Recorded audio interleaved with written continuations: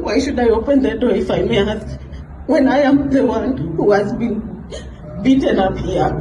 I am protecting myself. Why should I be the one to open the door? I've already reported already. The police is coming. Daddy.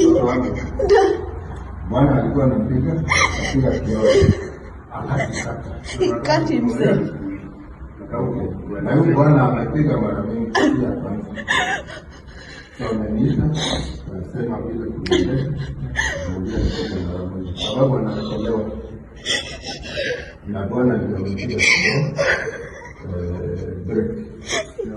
He kicked the window, that side. I will show you.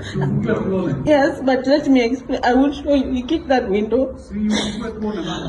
I needed the key.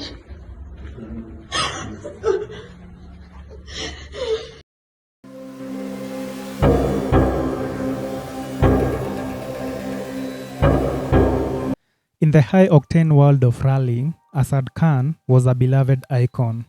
He was a man of speed, skill, and swagger. But on December 19, 2022, the engines went silent for good.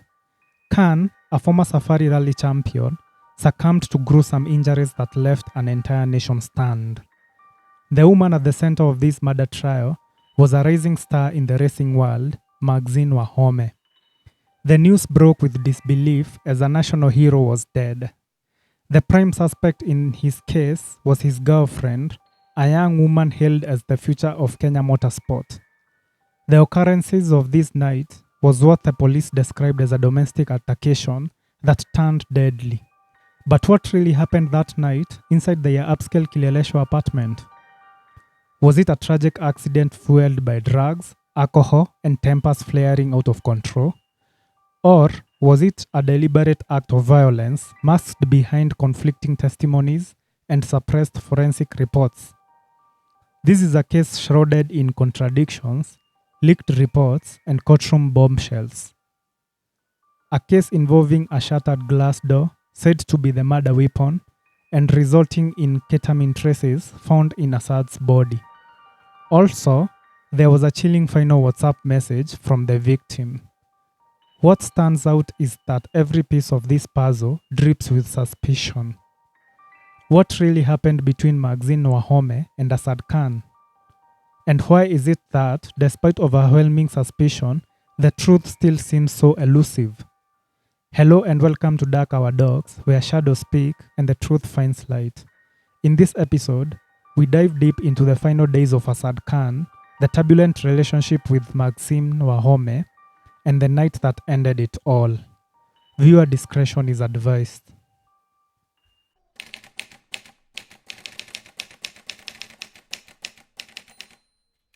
In Kenyan motorsport circles, Asad Khan was more than just a familiar name. He was a legacy, a champion who had devoted his life to racing and who helped shape the sport into what it is today. Nicknamed Kalulu by his fans, Asad wasn't just known for how he handled a rally car, but also for his efforts off the track. He mentored young drivers, sponsored events, and took part in a community that revered him as royalty. Then came Maxine Wahome, a bold, fearless newcomer who was quickly rising through the ranks. Young and magnetic, Maxine captured the nation's attention when she broke barriers to become one of the few women to win in the Safari Rally. She wasn't just racing cars, she was rewriting the rules. To the public, their romance was a motorsport fairy tale, the seasoned veteran and the rising star. But behind the podium smiles and Instagram photos was a relationship spiraling into chaos. Friends began to whisper of shouting matches, of jealousy, of an intensity that blurred too hot for too long. And the neighbors noticed it too. Chemutai Koril, a resident in the Kileleshwa apartment block, would later tell the court what many had long suspected. She described Asad as a man with a temper, not just on the final night, but often. There were screams, loud arguments, and sometimes she would hear glass breaking. Other neighbors even recalled a night when the thud of something or someone hitting a wall startled them from sleep. Still, they stayed together. In public, they were inseparable. But in private, the fights grew louder. On one occasion, Maxine was spotted with a swollen eye. She said it was an accident. People nodded, but they didn't believe her. Then came December 11th, 2022. Maxine had attended a dinner party that night. Witnesses say she was drinking, laughing, and having a good time. But by the time she returned home, everything was about to change. What happened in the apartment would shatter more than just glass, it would shatter lives.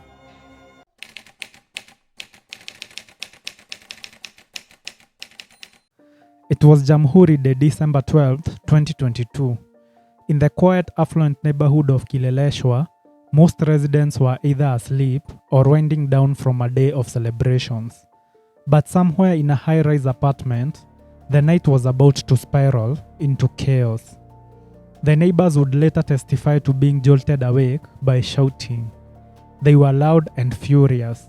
The kind of shouting that wasn't new, but this time it was different. There were thuds, screams, and then silence. A few minutes later, the cold silence of the night was ripped apart by the violent break of glass. Something had gone terribly wrong. Glass from a door had cut through Asad's leg, causing uncontrollable bleeding. Maxine Wahome had returned home late that evening after attending a dinner party. Witnesses at the event described her as jovial. She was laughing and possibly intoxicated. Reports later confirmed she had been drinking heavily that night. By the time she got back to the apartment and interacted with Asad Khan, tensions were already simmering. What followed next was a confrontation that exploded into a physical and psychological standoff. A neighbor, Chemutai Koril, was in her house when she heard commotion in Asad's house but did not come out. She then said that she heard the voice of a woman crying and went ahead to call the police. Maxine was reportedly slurring and irritated. Asad, angered by her condition or perhaps something deeper, confronted her. Voices were raised and a heated argument turned into a screaming match. The exact words exchanged remain a mystery, but the aftermath spoke volumes. Adil, who was Asad's brother, would later tell the press that his brother was assaulted. He argued that this assault was not just by Maxine, but potentially by others. He said the injuries looked inconsistent with a single attacker, but no other suspects were ever arrested. No evidence of a third-party involvement was publicly released too. According to the defense, Asad became aggressive and attempted to force entry into the kitchen balcony where Maxine had locked herself in. In a desperate effort to reach her, he allegedly began kicking the glass door repeatedly. The keys, she had claimed, were on the outer side and he wanted in.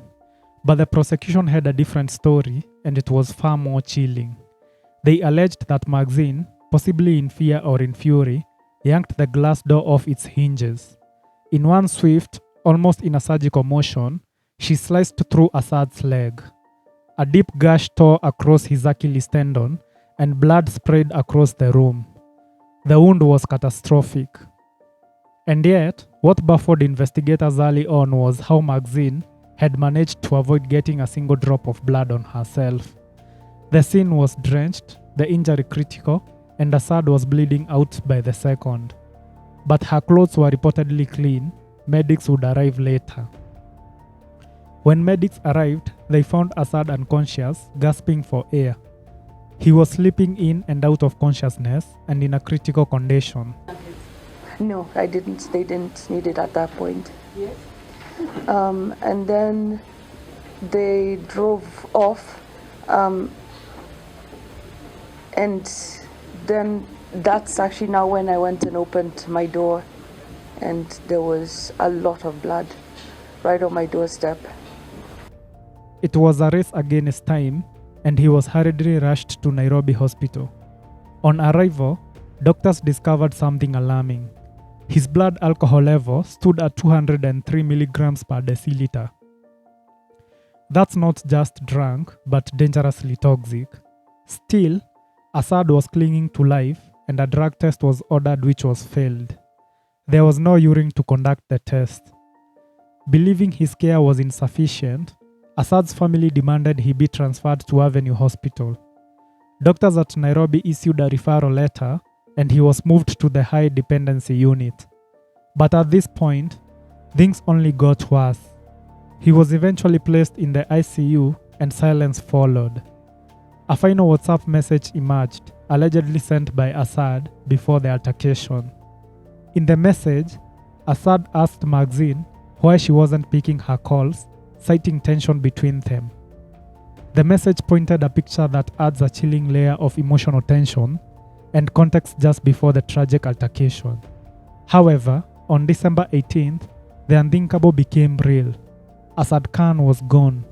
His close friend, a fellow rally driver, Anwar Sidi, broke the news online. He said, "It is with profound sadness and a heavy heart that I share with you the news that Asad Khan has passed away." What began as an argument between lovers ended as one of the most shocking cases in Kenya motorsport history.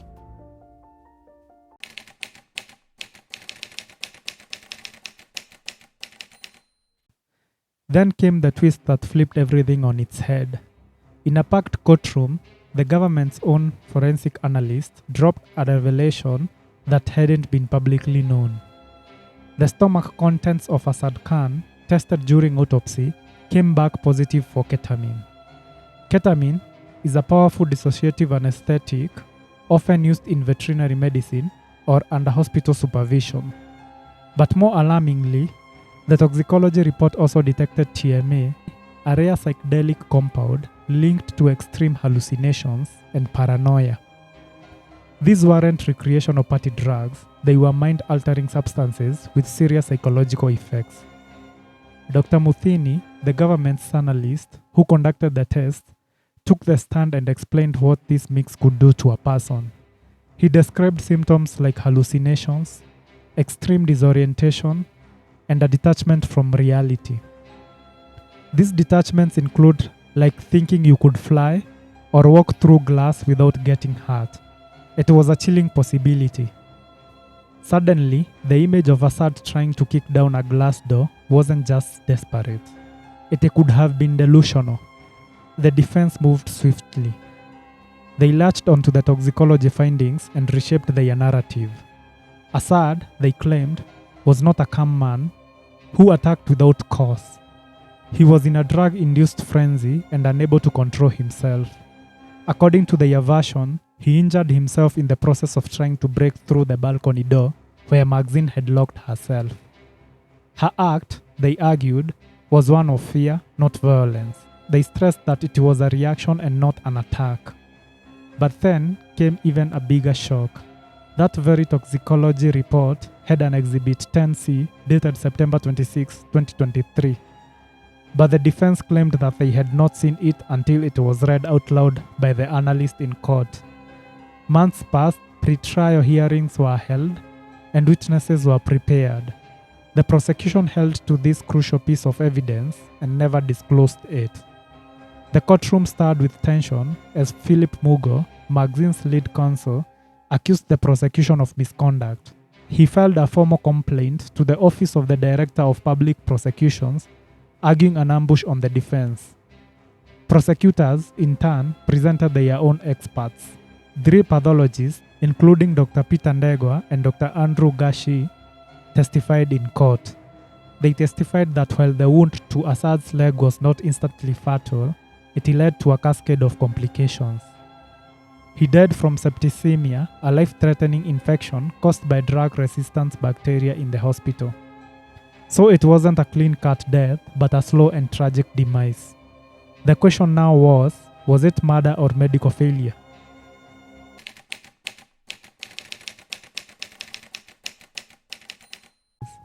As the trial pushed forward, it became less about just one night and more about everything that followed. At the heart of it was the hospital. Doctors from Avenue Hospital took the stand, and their testimony opened another wound. Dr. Hussein, a senior physician, admitted something the defense had been hinting at for months. The hospital had missed the early signs of septicemia. A silent, creeping infection had taken hold of Asad's system. and by the time they realized, it was too late. No immediate antibiotics were administered or any urgent blood tests. This was a delay that proved fatal. The defense took advantage of that opening to argue that Asad's death was never a murder.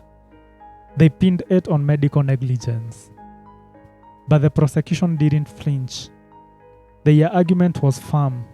Without the original injury to his leg, none of this would have happened. There would be no bleeding, no hospital, and no infection. They insisted that the cause of Maxine's actions were not the hospital's oversight. The remaining play by Maxine's lawyers was psychological warfare through character assassinations. Maxine's lawyers described Asad as a man with a violent temper, someone who, according to witnesses, had troubled relationships even before Maxine. However, the prosecution asked why Maxine never called for help. They also asked why there was no blood on her, despite Asad's gruesome injury. Didn't she try to help? Other questions included why she locked herself in the bathroom and remained silent until the police arrived.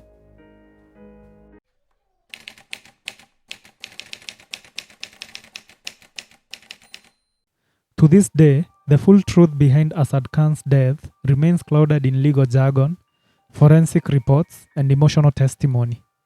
Was it a tragic accident born from addiction, a toxic relationship, and poor medical care? Or did Maxine Wahome, fueled by rage, strike with fatal precision? What's clear is this: a national icon is gone, a rising star's career hangs in limbo, and justice, whichever side it lands on, is yet to be served. The world of motorsport lost one of its finest, and the court is yet to decide the fate of the person in the middle of all this. Until then, we are left with only questions and a final message from a man who never lived to explain it. This has been Dark Our Dogs. Thanks for watching.